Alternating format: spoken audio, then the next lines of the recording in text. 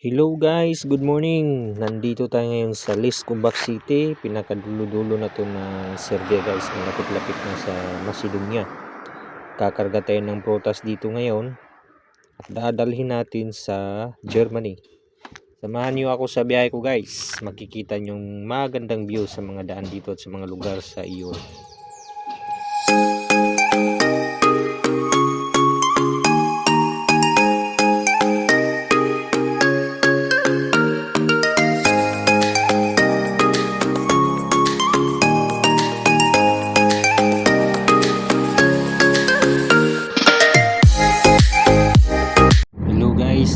Nandito tayo sa parking 127 kilometers galing dun sa pinagkargahan natin. Nag-relax muna tayo na 45 minutes guys, tapos bukas magkarating tayo sa workshop, papadiesel tayo at saka magpa-washing at saka diretso na tayo papuntang Germany. Sa daan na lang tayo mag-take ng 45 days, siguro 36 hours na lang siguro ang i-rest natin para tuloy-tuloy yung biyahe natin sa sunod araw.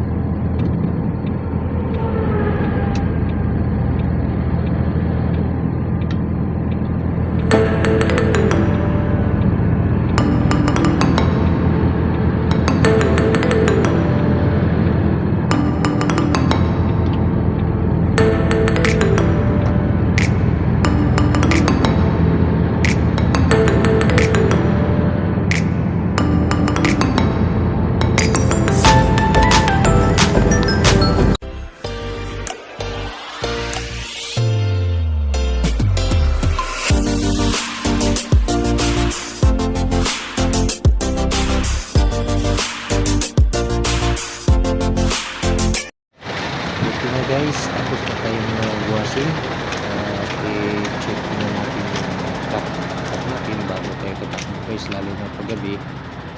Siguraduhin natin yung mga ilaw natin na lahat ay gumagana guys, kasi baka masundan tayo ng pulis. Napaka stricto nila dito, saka mahal din ang violation dito guys, kaya double check up and double ingat. Siguro doon na tayo mag-rest doon sa malapit sa Burgos na Bismutan guys.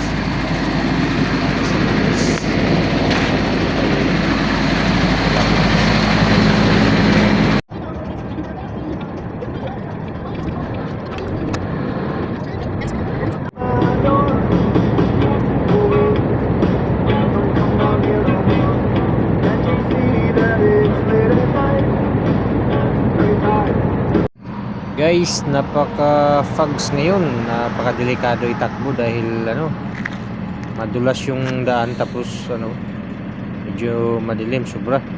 Kaya Lunes ng madaling araw na lang ako tatakbo guys. Dito lang ako magpahinga at mag-rest ng 36 hours guys.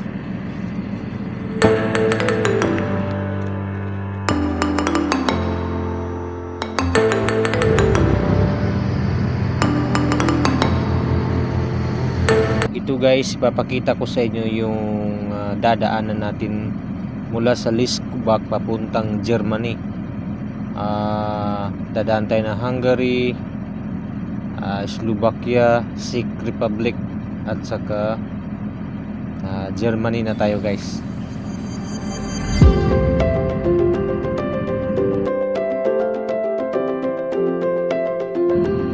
Thank you for watching guys. Abangan nyo ang susunod na video.